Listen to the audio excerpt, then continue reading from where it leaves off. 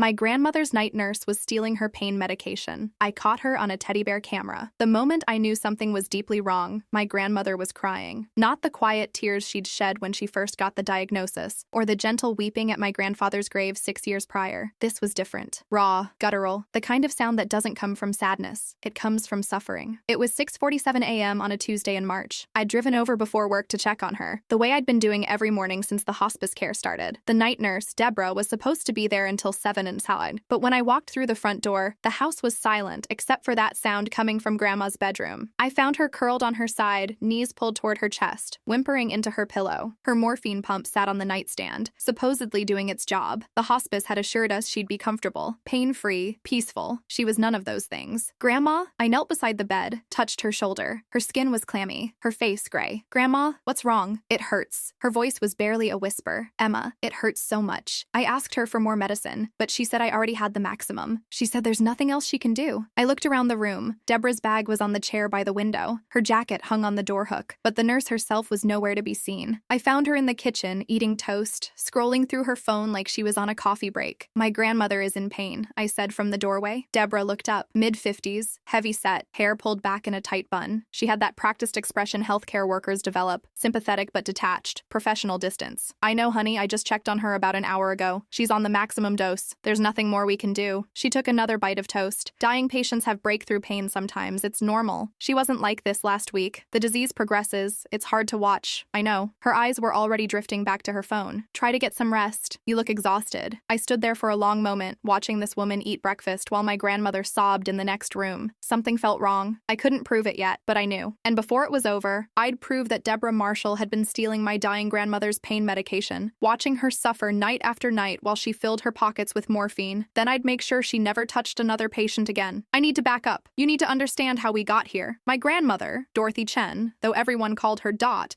was diagnosed with pancreatic cancer 14 months before any of this happened. Stage 4, inoperable, the kind of diagnosis that comes with a timeline instead of a treatment plan. She took it with the same grace she'd handled everything in her 81 years. Quietly, practically, with more concern for how it affected everyone else than for herself. I've had a good life, she told me the day after the oncologist delivered the news. We were sitting on her back porch, watching the birds at her feeders. She'd been filling those feeders every morning for 30 years. I'm not afraid of dying, I just don't want to be a burden. You could never be a burden. She patted my hand. You say that now. The first 8 months weren't bad, all things considered. Grandma stayed in her own home, the same little ranch house she'd lived in since 1972, with family rotating through to help with meals and errands. My mom came twice a week. Uncle Richard stopped by on weekends. I took Tuesdays and Thursdays, plus any emergencies. We were a team. We had a system. Then the pain started. At first, it was manageable. Her oncologist, Dr. Patricia Huang, prescribed oral medication, oxycodone, then hydrocodone when that stopped working. Grandma hated how foggy it made her feel, but she took it because the alternative was worse. By month 10, the oral meds weren't enough. The cancer had spread to her spine. The pain was constant, bone deep, the kind that makes you forget what it felt like to not hurt. That's when we brought in hospice. Heritage Home Hospice had good reviews. Caring staff, they said. Compassionate end-of-life care. They assigned Grandma a care team. A day nurse named Linda who came from 8 a.m. to 4 p.m. A social worker named James who visited twice a week, and a night nurse for the 10 p.m. to 7 a.m. shift. The night nurse was Deborah Marshall. 15 years with the company, the hospice coordinator told us during the intake meeting, one of our most experienced caregivers. Your grandmother is in excellent hands. Deborah was fine at first. Professional. Showed up on time, charted everything properly, explained the medication schedule with patient precision. She had a way of talking that made you feel like she genuinely cared. Soft voice, lots of eye contact, gentle touches on the arm. I know this is hard, she told me during her first week, but I'm going to make sure your grandmother is comfortable. That's my only job, keeping her pain-free so she can have peace. I believed her. For about 3 weeks, I believed her. The changes were subtle at first. I noticed that Grandma seemed more tired in the mornings than she had been. I attributed it to the disease progressing. Dr. Huang had warned us that fatigue would increase as things got worse. Then I noticed the pain. Not constant pain, not at first, just more discomfort than before. Grandma would wince when she shifted positions. She'd ask Linda, the day nurse, for extra medication earlier than scheduled. Linda would give it to her, log it in the chart, and Grandma would be fine. But then Linda would leave at 4 p.m., and by the time I arrived the next morning, Grandma would be in agony again. How was last night? I asked her one Wednesday, about 4 weeks into the hospice care. Grandma's eyes welled up. It was bad, sweetheart. The pain was so bad. I asked Deborah for more medicine, but she said I was already at the maximum. The maximum? That's what she said. She said there's nothing more she can do. She said I just have to be strong. I frowned. That didn't sound right. Dr. Huang had specifically told told us that one of the benefits of hospice care was that pain management could be adjusted as needed. There was no reason for Grandma to suffer. I'll talk to the agency, I said. Maybe there's something they can do. Don't make trouble. Grandma squeezed my hand. Deborah's been very kind. She probably knows best. I told myself it was a miscommunication. Maybe Deborah just needed to check with the doctor before increasing the dose. Maybe there was some protocol I didn't understand. But the next week, it happened again. And the week after that, every morning I'd arrive to find Grandma exhausted and hurting. Every morning, she'd tell me the same thing. The pain had been unbearable all night. Deborah said there was nothing more she could do. I started keeping track. Monday, pain level 8. Tuesday, pain level 7. Wednesday, pain level 9. Every single night without exception, Grandma's pain spiked after Deborah arrived. And during the day, with Linda, pain levels of 3 or 4. Manageable, controlled. Something was wrong. I brought it up with my uncle first. Richard was the oldest of 3 siblings, my mom's older brother, and the de facto family patriarch since Grandpa passed. He'd been handling Grandma's finances, coordinating with the hospice agency, making the hard decisions so the rest of us didn't have to. I caught him in Grandma's driveway one Saturday afternoon after his regular visit. "Can I talk to you about something?" "Of course." He looked tired. We all looked tired by then. "It's about Grandma's night nurse, Deborah. What about her?" I explained what I'd been noticing, the pattern, the pain that only happened at night, only when Deborah was on duty, the way Grandma had been stable for weeks and then suddenly started suffering again. Richard listened. Then he sighed. "Sweetheart, she's dying. I know that. Of course she's in pain. The cancer is spreading. It's going to get worse before—" He stopped himself. "It's going to get worse. But it's only worse at night. Every single night. Don't you think that's strange? I think nighttime is hard for a lot of patients. It's dark, it's quiet, there's nothing to distract from the pain." He put his hand on my shoulder. "You're exhausted. We all are. Don't look for problems that aren't there. What if there's a problem that is there? Then we trust the professionals to handle it. That's what we're paying them for." He glanced at his watch. "I have to pick up the kids. Get some rest, okay? You can't help your grandmother if you run yourself into the ground." He got in his car and drove away. I stood in the driveway for a long time, keys in my hand, stomach churning. He didn't believe me. I called the hospice agency on Monday. Heritage Home Hospice operated out of a beige office building near the hospital. I'd been there once before for the intake paperwork. Now I was calling their main line, asking to speak with a supervisor. "This is Carol speaking. How can I help you?" "My name is Emma Chen. My grandmother, Dorothy Chen, is one of your patients. I have concerns about her care." "I see. What's your concern?" "I think her night nurse might not be giving her the full medication dose. My grandmother's pain is much worse at night than during the day, and it's been happening for weeks." Long pause. "Ma'am, Deborah Marshall has been with Heritage for 15 years. She's one of our most trusted and experienced nurses. If she says she's administering the prescribed medication, I have no reason to doubt her." "I'm not asking you to doubt her. I'm asking you to investigate. Dying patients often experience breakthrough pain, especially at night. It's a well-documented phenomenon. Circadian rhythms affect pain perception, sleep disruption. This isn't breakthrough pain. This is systematic suffering that only happens when one specific nurse is on duty." Another pause. When Carol spoke again, her voice was cooler. "I understand you're going through a difficult time. Watching a loved one decline is incredibly stressful, but I have to be honest with you. Accusations against our staff aren't something we take lightly. Neither is my grandmother's suffering. I'm sure Deborah is doing everything she can. If you'd like, I can request a care conference with the supervising physician to discuss medication adjustments. I want someone to actually investigate what's happening at night. That's not—" She sighed. "Look, I'll make a note in the file. If you have specific concerns, you're welcome to document them and send them to our patient advocacy office. But I can tell you right now, Deborah has an impeccable record." She hung up before I could respond. I sat in my car outside the hospice office for 20 minutes, crying, shaking. My grandmother was suffering. I knew something was wrong, and nobody would listen. That night, I called my mom. She was the closest person to Grandma in the family, her only daughter, the one who'd been there through everything. If anyone would take this seriously, it would be her. "Mom, I need to talk to you about Deborah, the night nurse. She seems lovely, always so patient when I call in the mornings. I think something's wrong. Grandma's pain is so much worse at night, every night. I think Deborah might not be giving her all the medication." Silence. "Honey, Deborah has been nothing but kind. She always explains everything so thoroughly. She even stayed late last week to show me how the pump works." "That's during the day. I'm talking about what happens at night when no one's watching. Maybe your grandmother is just confused. The cancer can affect her mind sometimes. You know how she gets." My jaw tightened. "She's not confused. She's in pain. There's a difference. I think you need to get some rest." Mom's voice had that tone, the one she used when she'd decided the conversation was over. "You've been running yourself ragged. You can't take care of anyone if you don't take care of yourself first. You don't believe me. I believe you're exhausted and scared and looking for something to control in an uncontrollable situation. I get it. I'm scared too. But accusing that poor nurse of, what exactly? Stealing medicine? That's a serious thing to say about someone. It's a serious thing to do. Emma," her voice was gentle now, the way you'd talk to someone you thought was losing it. "Please, get some sleep. We can talk more tomorrow." She hung up. I sat on the edge of my bed bed, phone in my hand, feeling more alone than I'd ever felt in my life. Not the agency, not my uncle, not even my own mother. Nobody believed me. Fine, I'd prove it myself. The teddy bear arrived 2 days later. I'd found it online after hours of research,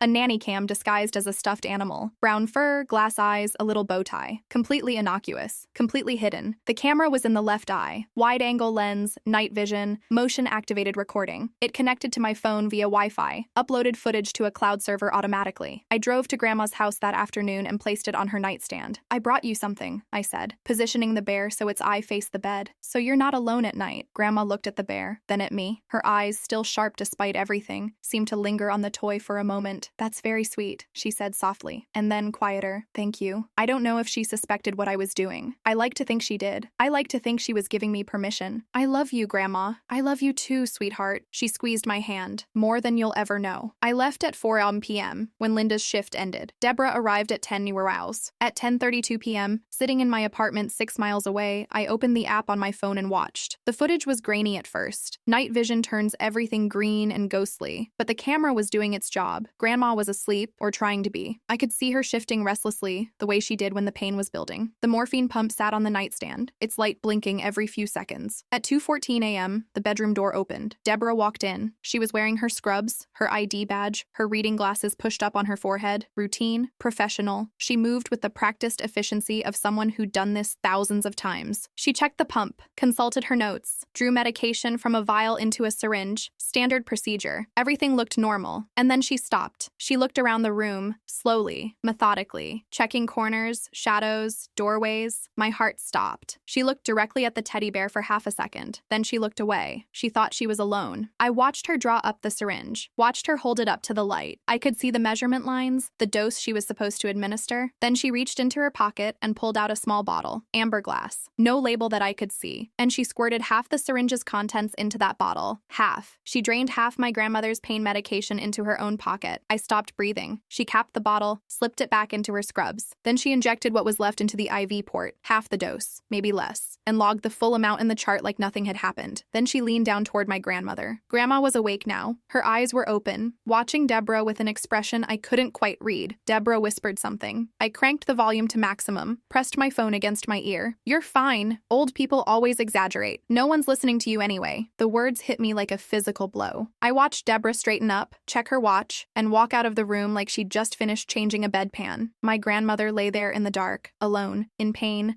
with half the medication she needed to be comfortable. I watched her face crumple. I watched her start to cry. I didn't sleep that night. I didn't call anyone. Didn't confront Deborah. Didn't drive over to Grandma's house and scream at her until security came. I watched. The second night, same thing. 8 a.m. Deborah comes in, draws the medication, checks for witnesses, steals half, injects the rest, whispers her poisonous little commentary. This time, it was, "Just a few more weeks. No one will miss you when you're gone." Third night, 1:47 a.m. "Your family doesn't care. They hired me so they wouldn't have to deal with you." Each night, I watched. Each night, I recorded. Each night, I felt something inside me turn to ice. This wasn't just theft. This wasn't just neglect. This was torture. Deliberate, calculated, intimate cruelty toward a dying woman who couldn't fight back. And she'd been doing it for weeks. I saved every video, backed them up to 3 different cloud services, emailed copies to myself, made USB drives, created a paper trail so thick that no one, not the agency, not my family, not any court in the country, could claim this was anything other than exactly what it was. Then I made the call. "Heritage Home Hospice, how can I direct your call?"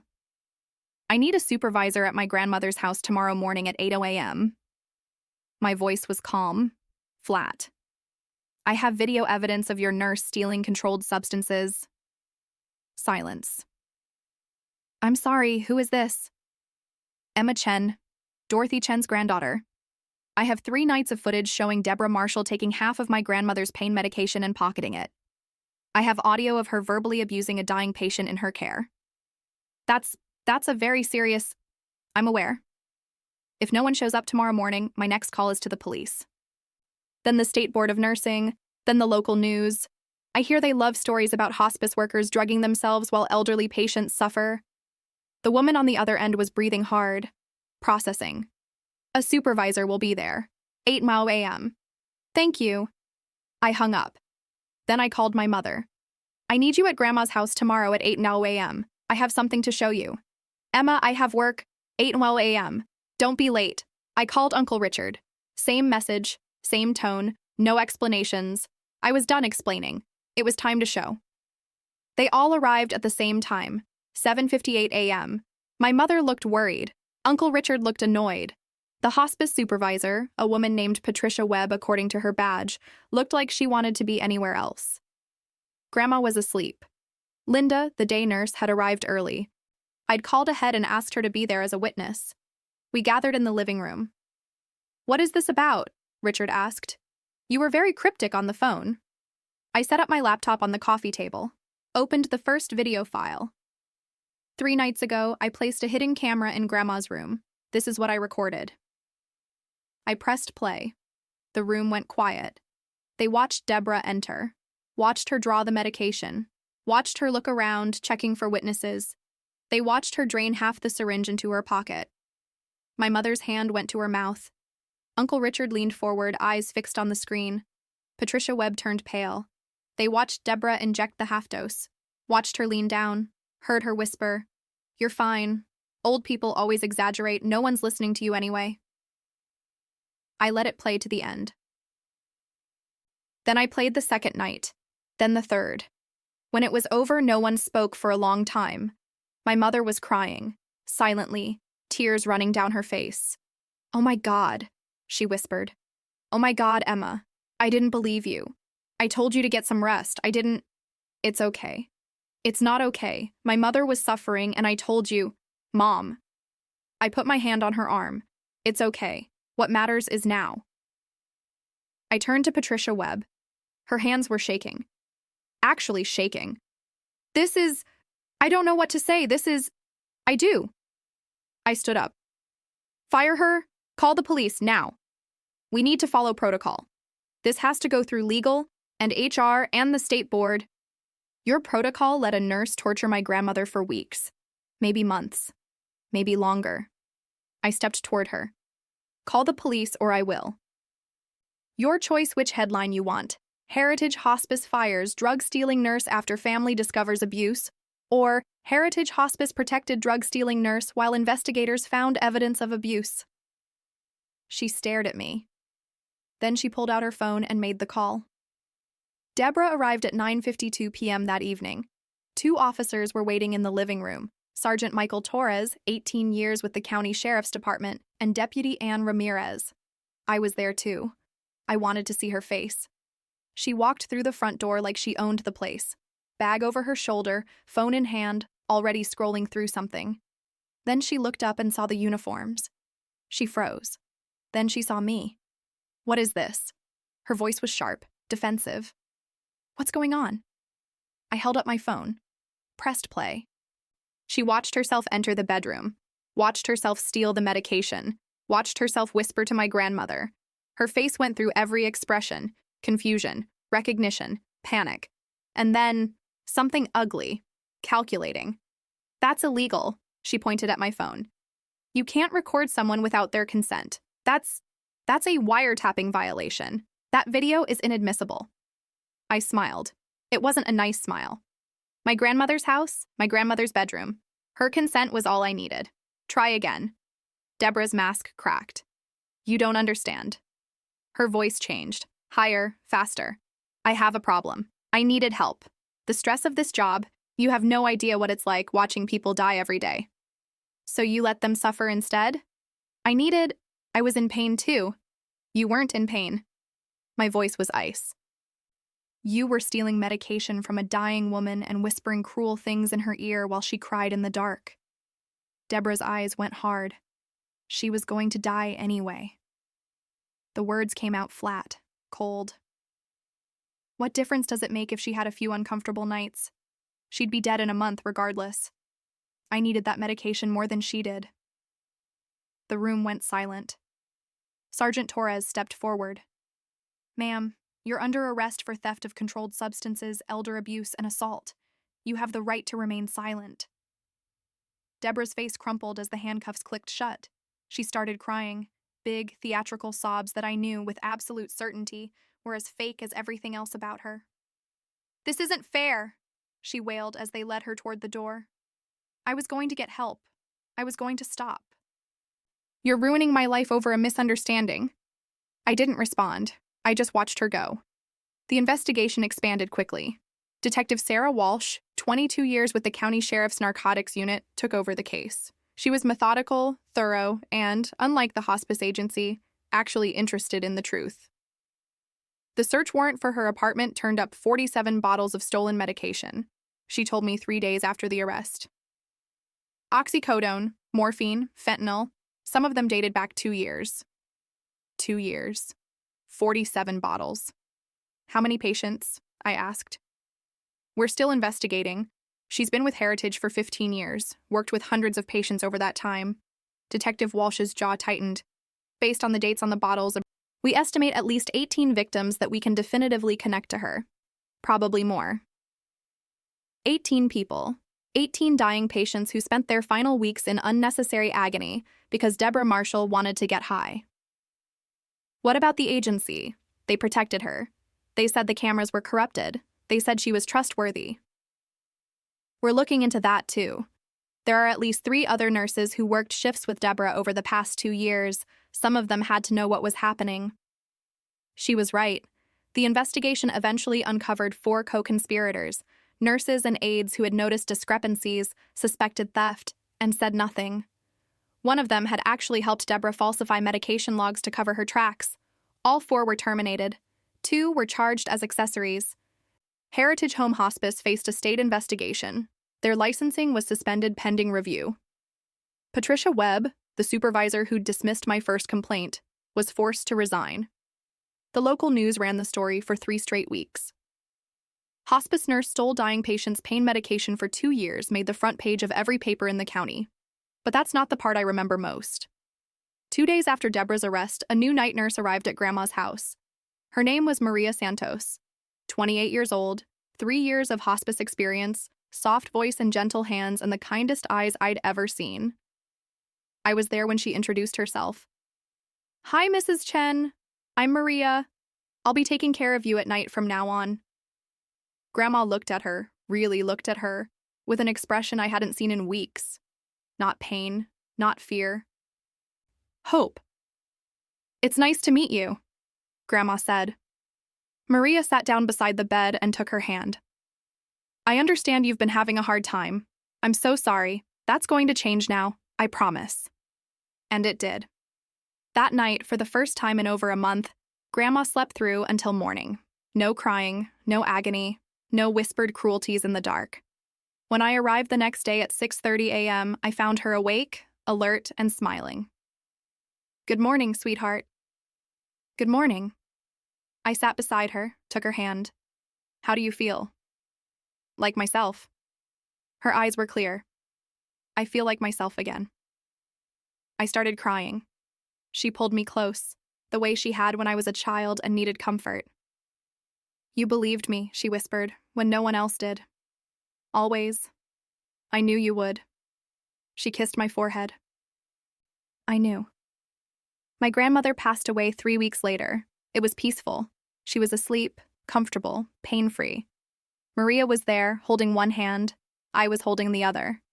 At 4:17 a.m. on a Sunday in April, Dorothy Chen took one last breath and didn't take another. I sat with her for a long time after, watched the dawn light slowly fill the room, illuminate the teddy bear still sitting on the nightstand. Its glass eye caught the sunrise and glittered like a tiny star. She was gone. But she'd gone in peace. And that was all I'd ever wanted for her. Epilogue. Deborah Marshall was sentenced to 4 years in state prison. Not enough, not nearly enough. But it was something. The prosecutor, ADA Nathan Cross, told me after the sentencing that the evidence I'd collected, the 3 nights of footage, the backup copies, the timestamps, had made the case ironclad. "Without your documentation, this would have been much harder to prove. You did something a lot of people can't bring themselves to do. You trusted your instincts." I nodded. Didn't know what to say. "Your grandmother was lucky to have you." I thought about that for a long time after. About luck, about love, about the difference between them. 2 months after Grandma's funeral, I donated the teddy bear camera to a patient advocacy group called Elder Watch. They work with families of hospice patients, nursing home residents, anyone vulnerable to abuse by caregivers. They've used it to catch 6 more cases since then. 6 more nurses, 6 more investigations, 6 more predators who thought no one was watching. I kept the original bear. It sits on my bookshelf now, next to a photo of Grandma from her 70th birthday. In the picture, she's laughing at something my grandfather said, one of his terrible jokes probably, and her face is so full of joy that it almost hurts to look at. I look at it every day. Deborah Marshall told me something the night they arrested her, something that stuck with me. She was going to die anyway. What difference does it make? That's the thing she never understood. The thing people like her can never understand. It makes all the difference. Not just for Grandma. Not just for the 18 other patients whose suffering was invisible until someone bothered to look. But for everyone who loves them. Everyone who has to watch them go. We don't get to choose when our people leave us. We don't get to bargain with time or negotiate with disease. But we get to choose how they're treated in the time they have left. We get to choose whether their final days are filled with suffering or peace. We get to fight for them when they can't fight for themselves. Deborah was right about one thing. My grandmother was going to die. We all knew it. The cancer made sure of that. But she was wrong about the rest. It made a difference. Every comfortable night, every pain-free morning, every moment Maria held her hand and told her she mattered, it all made a difference. Grandma spent her last 3 weeks the way she deserved, loved, cared for, at peace. That's what I fought for. That's what I won. I still have nightmares sometimes, about the footage, about Deborah's whispered words, about all those nights I didn't know what was happening, all those mornings I found Grandma crying and didn't understand why. But I also have other memories now, better ones. Grandma's smile when I brought her that teddy bear, the way she squeezed my hand and said thank you, the peace on her face when she finally let go. If you're watching this and you think something is wrong with someone you love, if your instincts are screaming and no one will listen, trust yourself. Document everything. Record everything. Don't let them tell you you're paranoid or exhausted or looking for problems that aren't there. Sometimes the problems are real, and sometimes you're the only one willing to find them. Grandma told me once, a long time ago, that the measure of a family isn't how they act when things are easy. It's how they show up when things are hard. I showed up. And now, everyone who told me I was wrong, everyone who dismissed me, doubted me, hung up on me, knows the truth. They said no one would believe me. Now everyone does.